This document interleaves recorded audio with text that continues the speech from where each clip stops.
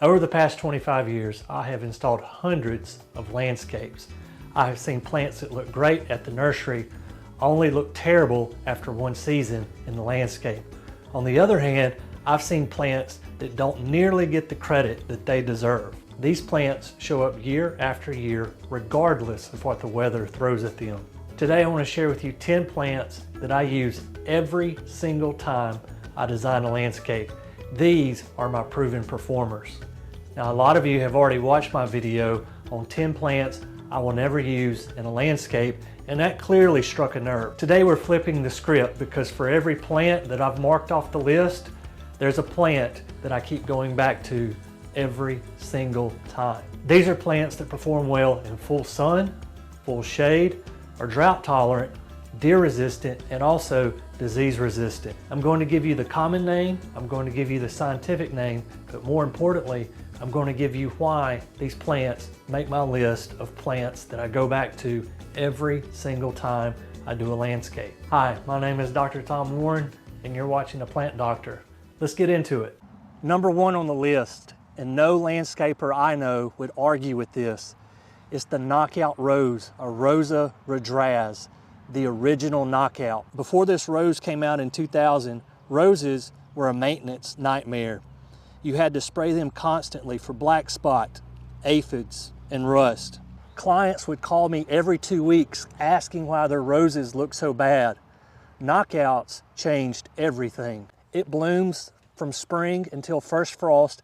I've even had clients call me in November saying that their knockouts were still blooming. It's disease resistant, it's drought resistant once established, and in most areas is deer resistant as well. It comes in red, pink, coral, and yellow flowers and tops out in the 4-foot range, which makes it perfect for full sun foundation plantings. I've used this plant in dozens of landscapes and it's never let me down. Number two is one of my absolute workhorses, and a lot of homeowners don't even know its name. This is Liriope muscari, or big blue liriope. I use this as a border plant, a ground cover, and an edging plant. It's evergreen in zone 6 and warmer. It can tolerate full sun all the way to full shade. I've put this in spots where almost nothing else will grow. It handles drought, it handles heat, and it produces these beautiful purple flower spikes in late summer that most people don't even expect. Here's a pro tip for growing beautiful liriope. In late winter to early spring, prune this back to about 4 inches above ground level.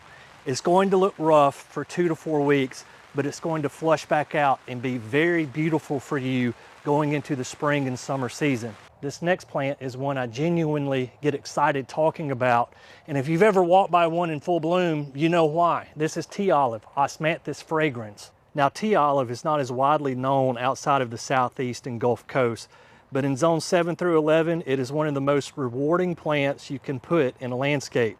And I will tell you right now, people fall in love with this plant, not because of its looks, but because of its fragrance.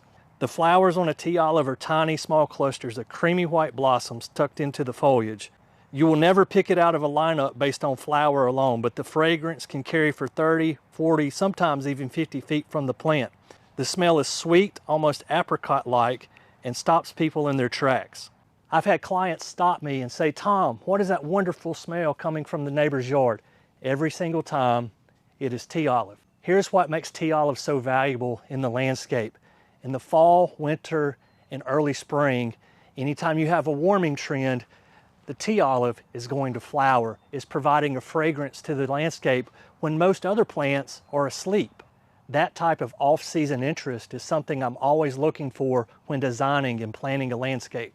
It's an evergreen shrub, glossy dark green leaves, dense habit, and can grow 10 to 15 feet tall and 6 to 10 feet wide over time. I use it as a privacy screen, as a backdrop for lower growing plants, as a specimen near entry or patio where the fragrance can really be appreciated. Put it near a front door, near a seating area, or along a walkway, anywhere people pass close enough to catch its scent.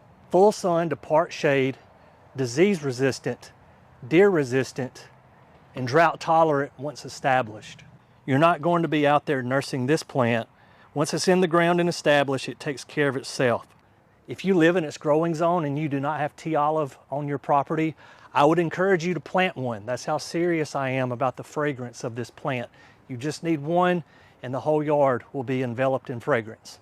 Number 4, in my opinion, is one of the most underappreciated evergreen screening plants that you can use in a landscape. This is oak leaf holly, Ilex X oak leaf. Now, when most people think of holly, they picture those stiff, formal hedges trimmed into boxes. That's not what we're talking about here. Oak leaf holly has a naturally elegant, slightly open habit, grows 8 to 10 feet tall and 5 to 6 feet wide. With glossy green dark foliage, an incredible crop of red berries in the fall and winter, it absolutely lights up the landscape. Here's what makes this plant earn a spot in my permanent rotation: its ability to adapt to a variety of environments. Full sun to part shade, it handles them both. Clay soils, which is a real-world condition for a lot of my clients, handles those as well. USDA zones 5 through 9 and is one of the most pest and disease resistant hollies I've ever grown. I use this as a screen like you see here behind me, also as a background for lower growing perennials. And in the winter, this puts on an absolute show and is a wildlife attractant. The robins, the cedar waxwings, even some cardinals from time to time, you'll see in the winter feeding on the berries of the oak leaf holly. In my opinion, one of the most underutilized shrubs in the American landscape. And you may be thinking, if you're not living in the South, this doesn't apply to you, but hear me out here. Camellias. There's 2 types, Camellia japonica and Camellia sasanqua. If you've never grown one, here's what you need to understand about why this plant is special. Camellia blooms in winter, not spring, not summer, not fall, but the middle of winter. When your entire landscape is dormant and brown and frankly depressing, you can have this shrub covered in full, lush, rose-like flowers. That's not a small thing. That is an extraordinary thing. Now, there are 2 species you need to know, and they both work together beautifully. Camellia sasanqua is your fall bloomer, which blooms in October and carries through December. Then Camellia japonica picks right up after Camellia sasanqua is done blooming. Camellia japonica will typically bloom from January through early March. If you plant both together, you have flowers from late fall all the way through early spring. They come in single flower, semi-double flower, formal double flower, and the color varieties are endless. You have reds, pinks, whites, lavenders, and dozens of combinations of those 4 together. Now I need to address the elephant in the room here, and that's cold hardiness. Typically, USDA zones 7 through 9. However, breeding programs have been introduced, and we have some cultivars now that are hardy all the way up into zone 6. Varieties like April Kiss and Winter Star are pushing into that zone 6 range where camellias traditionally could not grow. Culturally, camellias want acidic, well-drained soils very similar to azaleas, pH between 5.5 to 6.5. They have a shallow root system, so mulching is not negotiable. 3 inches of pine bark or pine straw is recommended. This will protect the soil roots and also hold in soil moisture. Sun exposure depends on species. Camellia sasanqua can take a little bit more sun than Camellia japonica, but both prefer part sun environments. 4 to 6 hours of direct morning sunlight is ideal for camellias. One thing I always tell clients, camellias are slow, but they are long-lived. They're only going to grow maybe 1 to 2 foot a year, but they often live 75 to 100 years, if not longer, in a landscape. So that changes how I talk about camellias. To me, this is an investment plant for the property. You're planting for yourself, but you're also planting for the future homeowners as well. Plant number 6, Rudbeckia fulgida Goldstrom, or the black-eyed Susan. This is a native perennial I love for a very specific reason. It blooms from mid to late summer, right when some of those early spring perennials are starting to go out of bloom. Rudbeckia comes into bloom. If you think about it, sequence of bloom in a landscape, which you should be thinking about, black-eyed Susan fills the summer gap beautifully. Goldstrom in particular stays compact, 2 foot tall, 2 foot wide, and produces a spectacular display of golden yellow daisy flowers with a deep dark center for 4 to 6 weeks. That's long by perennial standards.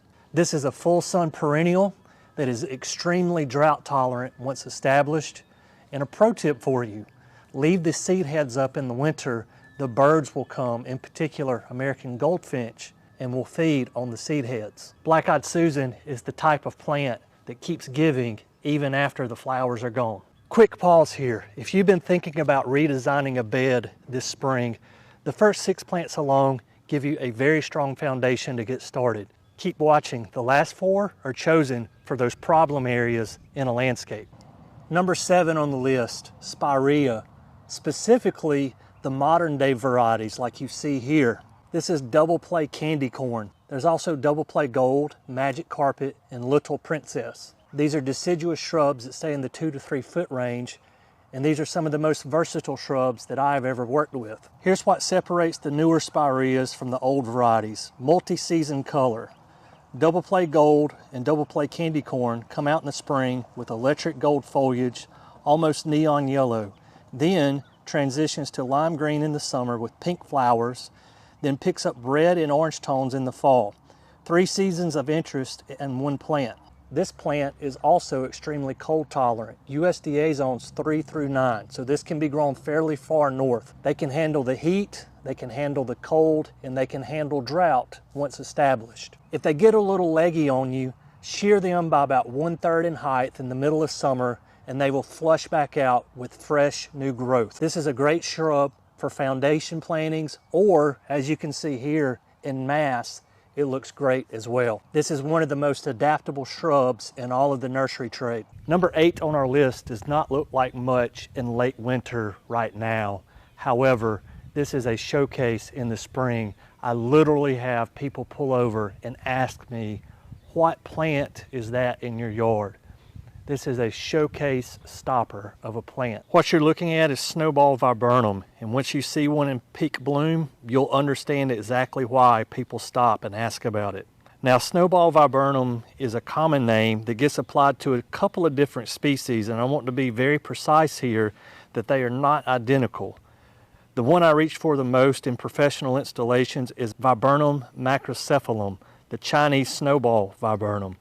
The flower heads on this plant are unlike anything else you see in a landscape. We're talking pure white globe-shaped clusters, and I mean globes, perfectly round. They can reach 6 to 8 inches in diameter. The shrub covers itself in these flowers every spring, and the effect is almost unreal. It genuinely looks like a decorated plant with large white ornaments. Viburnum macrocephalum can get 10 to 12 feet tall and is hardy in zones 6 through 9. It prefers full sun to part shade. It is also semi-evergreen to deciduous depending on what type of winter you have in any given year. I find the flower color holds best and the plant looks healthiest with morning sun and some afternoon protection, especially in hotter climates.